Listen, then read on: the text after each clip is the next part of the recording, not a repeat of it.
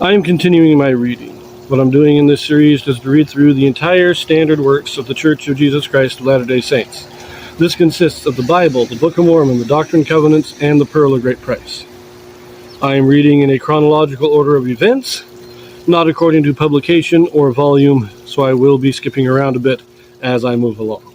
Amos chapter 2. The Lord will pour out judgment upon Moab, Judah, and Israel for their unrighteousness. I remember in chapter 1, he prophesied the destruction of Syria, Philistine, Tyre, Edom, and Ammon. Now we're getting Moab, Judah, and so this is basically covering the entire area of the Middle East there. I mean, it's not going out to Iraq areas, where Babylon would be, or into Assyria, but the area just east of the Mediterranean and around the Dead Sea. That area is going to be fully covered here. So let us read. Thus saith the Lord, for 3 transgressions of Moab, and for 4 I will not turn away the punishment thereof, because he burned the bones of the king of Edom into lime. But I will send a fire upon Moab, and it shall devour the palaces of Kirioth. And Moab shall die with tumult, with shouting, and with the sound of the trumpet. And I will cut off the judge from the midst thereof, and will slay all the princes thereof with him, saith the Lord. So,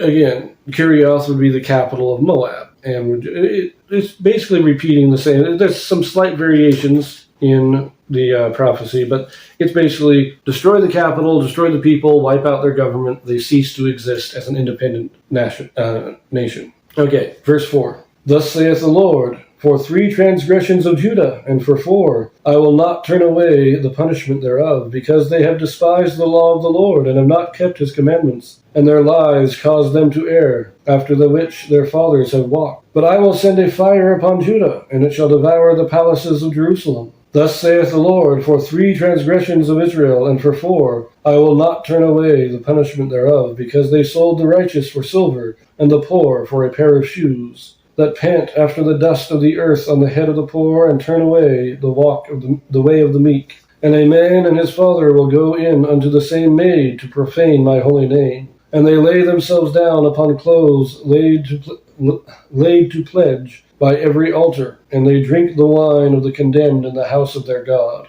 So Judah is not here condemned to utter destruction. The fire will destroy and devour the palaces, but the people, the nation, is not condemned to be destroyed. Israel is being condemned. This is the only one where we're actually getting a kind of list. With Judah, it says they despised the law and kept not the commandments, but they're not being specific. Here with Israel, we're getting some very specific what the 4 transgressions are, you might say. And that they're oppressing the poor. They sold the righteous for silver and the poor for a pair of shoes.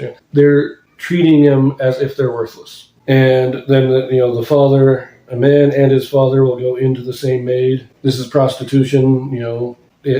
I'm not going to even go into detail there. So verse 9. Yet destroyed I the Amorite before them, whose height was like the height of the cedars, and he was strong as the oaks. Yet I destroyed his fruit from above, and his roots from beneath. Also I brought you up from the land of Egypt, and led you 40 years through the wilderness to possess the land of the Amorite. And I raised up of your sons for prophets, and of your young men for Nazarites. Is it not even thus, O ye children of Israel, saith the Lord? But ye gave the Nazarites wine to drink, and commanded the prophets, saying, Prophesy not. Behold, I am pressed under you as a cart is pressed that is full of sheaves. Therefore the flight shall perish from the swift, and the strong shall not strengthen his force. Neither shall the mighty deliver himself. Neither shall he stand that handleth the bow. And he that is swift of foot shall not deliver himself. Neither shall he that rideth the horse deliver himself. And he that is courageous among the mighty shall flee away naked in that day, saith the Lord. So in this one, we have this, he's saying, look what I did to the Amorites.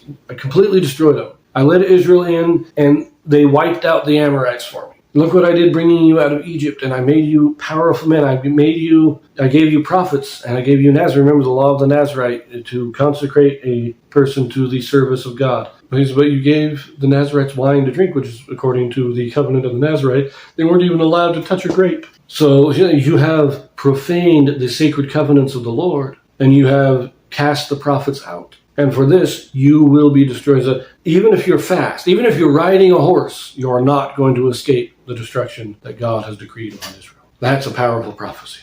And the details he gives only, and he leads up to Israel. Remember, he goes, and he kind of starts with the foreigners here, the Syrians, going to the Philistines. These are the common enemies of the Israelites. Tyrus. Then he goes to Edom and Ammon and Moab. So he's moving from the foreigners and going to the closer relations than to Judah and Israel. So you can see how his pattern is. He's saying, look, all these nations are being condemned. The pagans are condemned. The descendants of Lot are condemned. The descendants of Esau are condemned. Judah, your closest relatives, they're condemned. And you are condemned. And let me tell you why you are condemned and what this condemnation means. So this is what we see in the progress of his prophecies so far. Anyways, we'll leave it there, and I'll see you in chapter 3.